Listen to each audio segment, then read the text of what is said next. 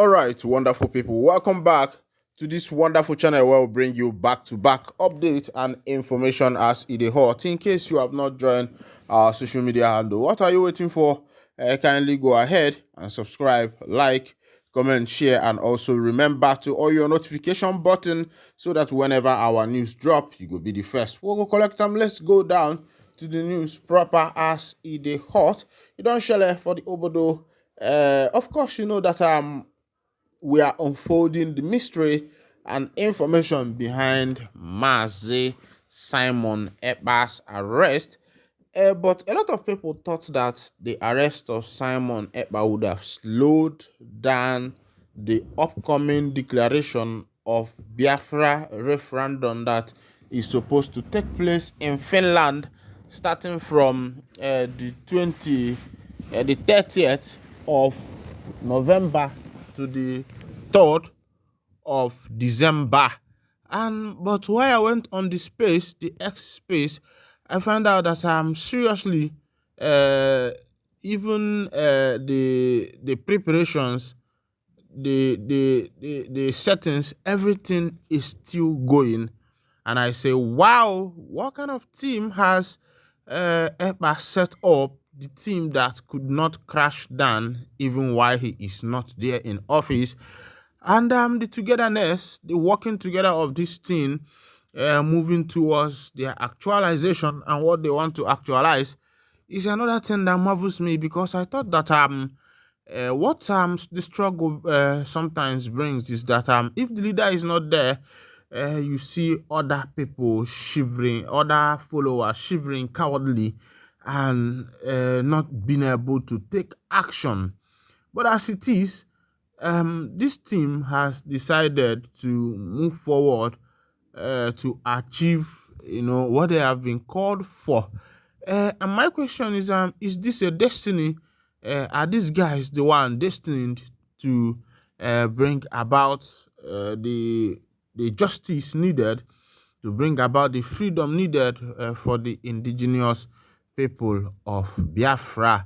But the information reaching on my table today, while I was inquiring concerning the Prime Minister of the Biafra Republic government in exile, Mazi Simon Ekpa, there are a lot of information going on. Some people have it that Ekpa is somewhere in his house listening to whatever everybody is saying. Wow. Could it be a prank that Ekpa has tried to play on us, maybe on that 30th of November or maybe 2nd of December, that is supposed to be the day of declaration? He will appear by sudden to everybody and the world will shake. I guess maybe that is what is going to happen, because the Sisu man, the great Ekpa, the mighty Ekpa, sometimes, there is a way great men behave, because you cannot calculate them all. Like, you cannot know each and every of their movement, because they are well-learned men. If it in the streets, you could also call them mafias, because these men have, gone the world round. They have experience, they have wisdom given to them by the Almighty God. Sometimes their operation goes the abstract.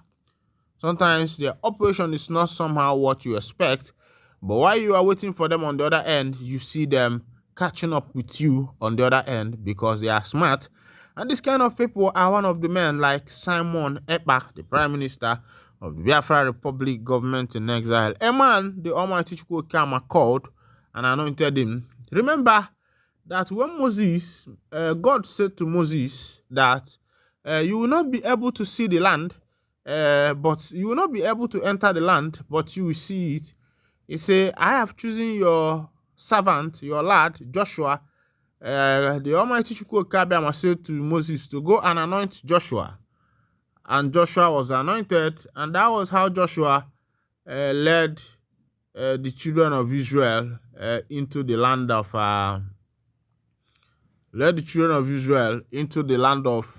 Canaan, the land flowing with milk and honey. And that was where these people, started their life, and today Israel is a big nation. Could it be that Nnamdi Kanu is the Moses and Mazi Simon Ekpa is the what is it called? Is Joshua that is supposed to lead the people into this land that is flowing with milk and honey. Meanwhile, I will be dropping for you some few videos.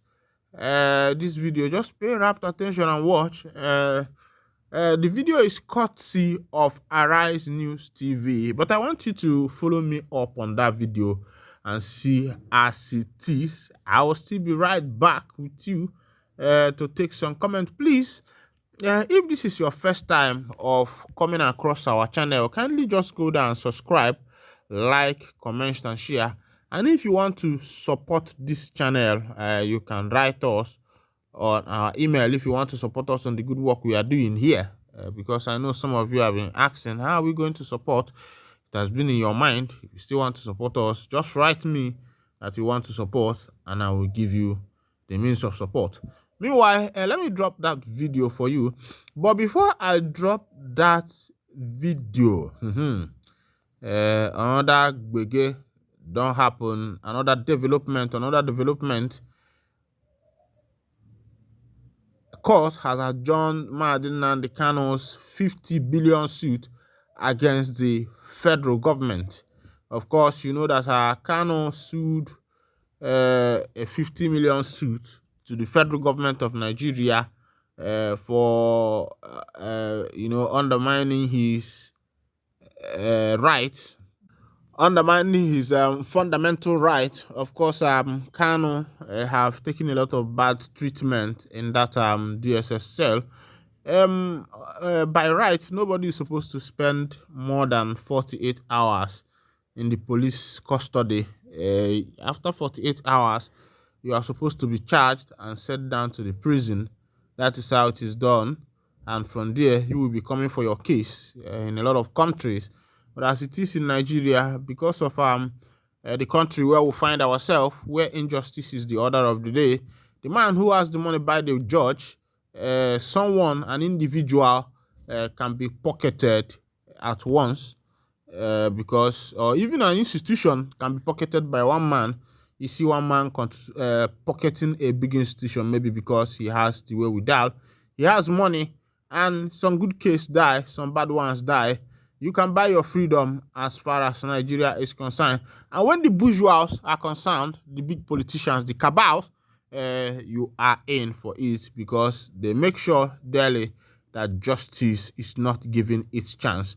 Meanwhile, watch this video and I will come back to you. Okay, for some of you who has been asking, who is even this Simon Ekpa? Onyebu Simon Ekpa, Onyebu Simon Ekpa.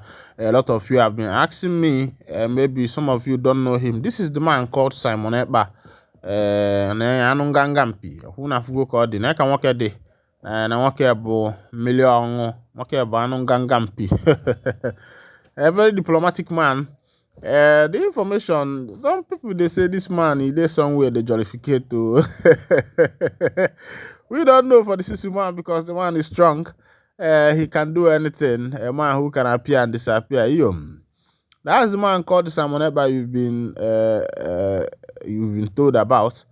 I will allow him to speak so you can listen. All right, wonderful people. Welcome back. I know you have seen that video. Okay.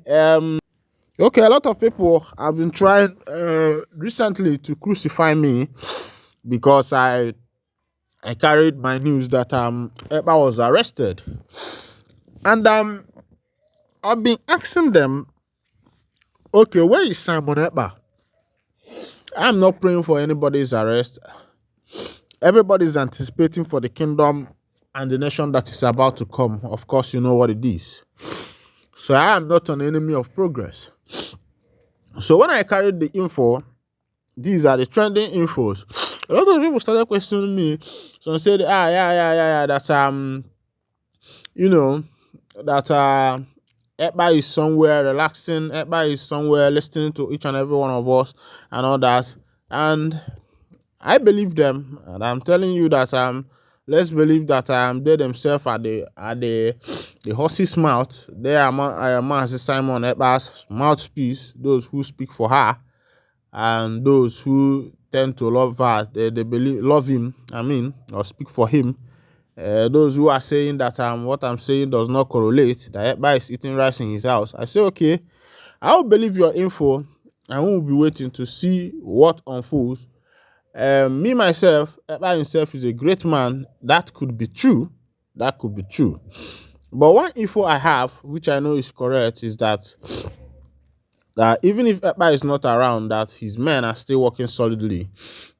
Those who are the members of his cabinet, myself and my channel has never been in support of any form of violence. For me, I don't support violence, but I support diplomatic moves in actualizing freedom, actualizing self-right, actualizing independence, or actualizing referendum, of which I know that is what these people are gearing towards in that 30th of November and 3rd of December, to 3rd of December, to be able to actualize freedom diplomatically, because now we are in the 21st century, where our pen and paper can work. At least the big bulls can still listen to the people's voice. Meanwhile, this is where I'll be winding the curtain for this edition. And if this is your first time of joining us on this wonderful channel, kindly go ahead, subscribe, like, comment, and share. And also remember to on your notification button so that whenever our news is dropping, you'll be the first to collect it. Thank you for listening. God bless you. 20-something years, he was released, and that was how a black man, the blacks, took over South Africa. Nelson Mandela was the inception of black man getting into the presidential office of the Southern Africa. Now, there is something playing out that some people might not see. Of course, a lot of people might be seeing the arrest of Simon Ekpa, but if we should look through the spectacle of freedom, through the spectacle of referendum, through the spectacle of independence, you will find out that every nation that have ever gone for their independence, somehow, one way or the other, suffered this particular tragedy of the pioneer, the head, the spearhead of that movement being arrested. We saw what happened to Mazi Nnamdi Kanu also. But you cannot compare what is happening in Finland to what is happening in Nigeria. Of course, somehow, Nigeria, 80% is somehow lawless. Why would I say that? Is because if you live in Nigeria, you understand. Maybe those who are in diaspora, those who are born abroad, they might be telling you a lot of things. You will see disbursement of a yearly budget. You think they are using that money for anything. They are not using that money for anything. They are just using it to buy their SUV. The roads are bad. The chief judge that is in office is not the merited one. They are picked by the government or by the presidency, the person they know that will stand by them and defend them. So somehow NIG is somehow a lawless country. So if you expect justice in the law courts of NIG, on the corridors of the law court of NIG, I think you are making a big mistake. Now, somebody might say, okay, yes, Mazi Nnamdi Kanu was first to be arrested and nothing has happened. Has freedom come? And now they have taken Simon Ekpa to detention. Simon Ekpa is in Finland. And the judgment of Finland cannot be compared with that of Africa, because in the European countries, we have equity, we have justice, we have rule of law. Justice is being given without prejudice. When the judge is judging, he judges without prejudice, because the judge knows that whatever be an offense or whatever be a loophole that comes from his or her end, I think that will become the end of that judge or that particular lawyer who preceded over that particular judgment. So over there in the West, in the Europe, people tend to do things the right way. That's why you see that they can even find maybe a senator for violating traffic rule, as common as traffic rule. even if you're a senator or anybody, as long as you violate any law in the UK, they will come after you for it. You will not say that immunity covers you. But here in Nigeria, you find that even a common local government chairman, a PA to the governor, these people, they see them with their SUV, see them blowing their siren, see them violating traffic rule and the rest of them, which is not supposed to be so. Now, I will say, why would I say that this is the greatest mistake by the Finnish and by the energy government? Of course, you know that the plot that brought about the arrest of Mazi Simon Ekpa came from NIG. And I will tell you that in NIG, they may think that this will be the end of Simon Ekpa, or this will be the end of the movement of Biafra liberation movement, or the end of the Biafra Republic government in exile. But I will tell you categorically that this is the beginning, and this is the beginning of nemesis of the NIG, because now Simon Ekpa has been arrested. Of course, remember the other time that he went to about 3 congressmen in the United States trying to, register the case of the indigenous people of the case of the Biafrans, letting the US know that some people like this, they exist. And of course, there's a lot of nation that Ekpa and his team has gone to. These people know that this particular government in exile is existing. And now that he has been arrested, it will give him more room. Because these nations, they will start their investigation. They will start looking into the matter. They will start looking by rules and regulations of the United Nations of a nation, seceding from another nation. And as immediately they start looking into these matters, let me tell you, that might be the end of NIG, and that we might bring about the beginning of a new era for the indigenous people of Biafra. It could be that, because that is actually what I'm seeing.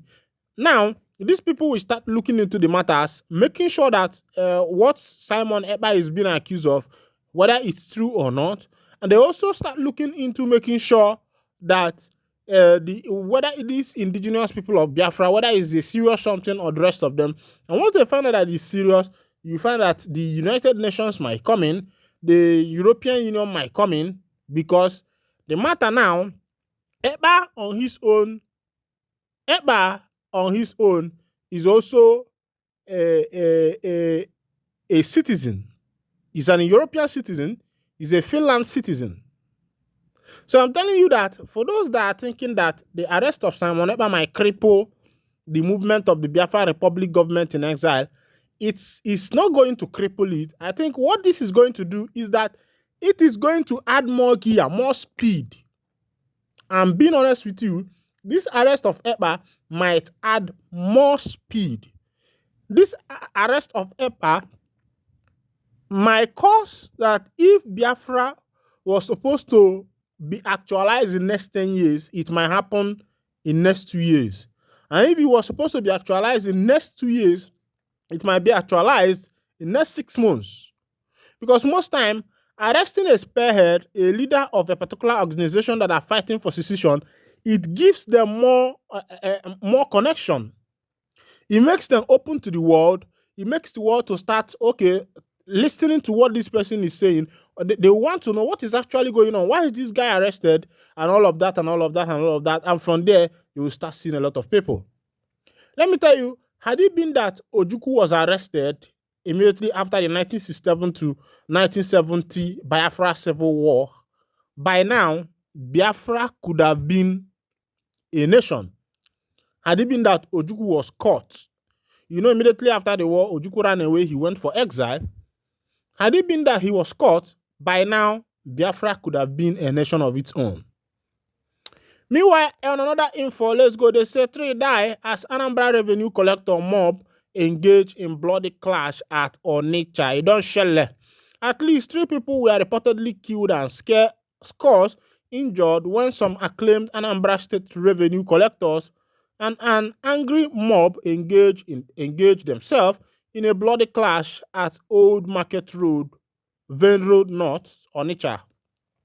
It was gathered that the problem started when a tipper was being pursued by the revenue officials, and in the process, the driver lost control and ran into a pedestrian and crushed him to death.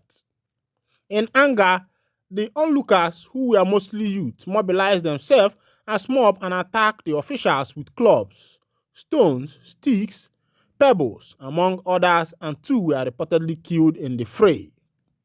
An eyewitness who simply identified himself as Mr. Jackson stated that these are touts who claim to be government revenue agents and they have been terrorizing motorists that ply this area daily.